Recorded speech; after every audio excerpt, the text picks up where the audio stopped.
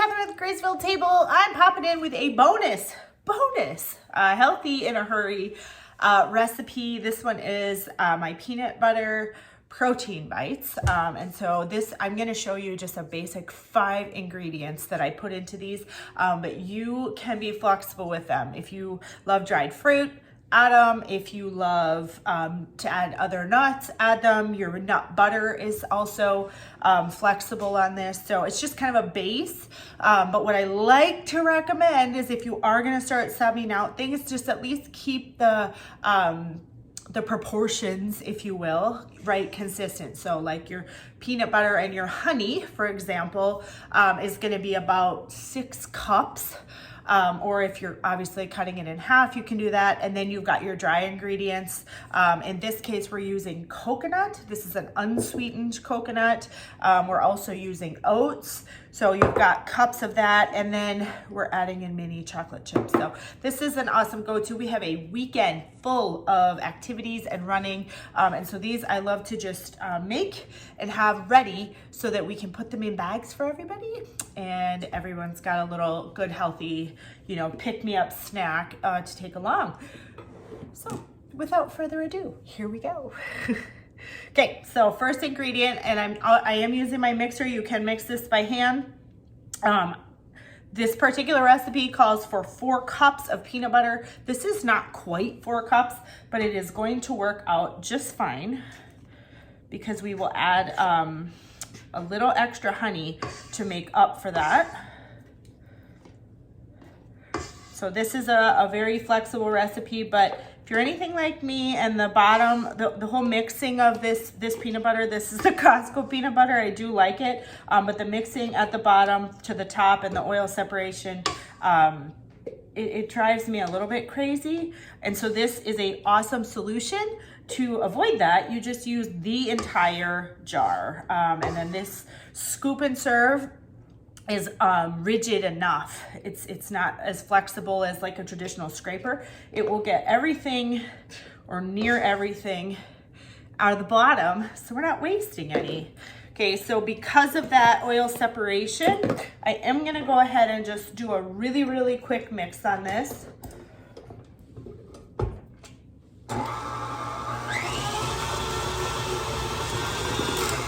Like so, okay?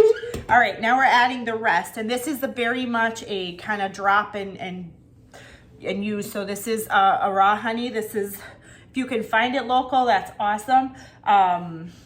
Local honey actually helps if you are a seasonal allergy person, like I am. Local honey actually helps that because I don't know, the bees know what they're doing. So there we go, we'll just go with that. Look into it. I know there are more than scientific than just it helps. Okay, so I've got about 2 cups of honey here. And what I have found with this is it is easier to just do mini mix in between each ingredient. So this is amazing. Now you've got honey peanut butter. If you have kids that love honey and peanut butter sandwiches, croissants, anything like that, you may want to stop at this point because you very easily could just use this for sandwiches in bulk. But we are not going to stop, okay? We're adding, this is coconut.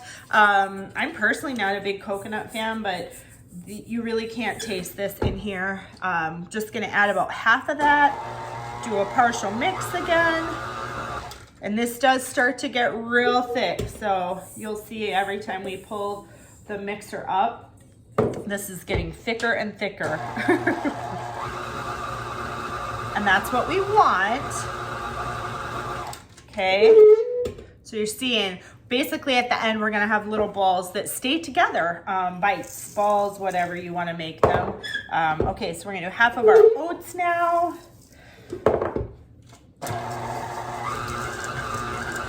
Mix those in really well. My poor mixer. You guys, if you're a KitchenAid mixer user, I would love to hear how many years you've had this thing. Yours, I bought this in, I don't know, it was either 2003 or 2004. So it has been a long time. And every time I make these, I'm like, maybe this is the time I'll get a new mixer. It is not. It never is. Okay, so these are just mini chocolate chips, adding these in.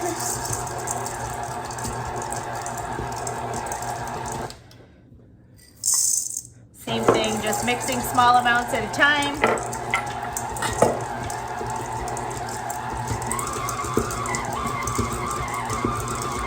Okay, and that's it. Okay, that is it. So now you've got a couple options. You could put this on a sheet pan and cut them into small little bars. Because of how dense they are though, you won't want to serve these like they're a brownie. They're really you're looking at, you know, like a 1 inch by 1 inch if you're doing squares. The other thing that I find really helpful, oops, sorry about that. We're going to use this sheet pan, and if I use my scoop and just fill this up, this is my medium scoop.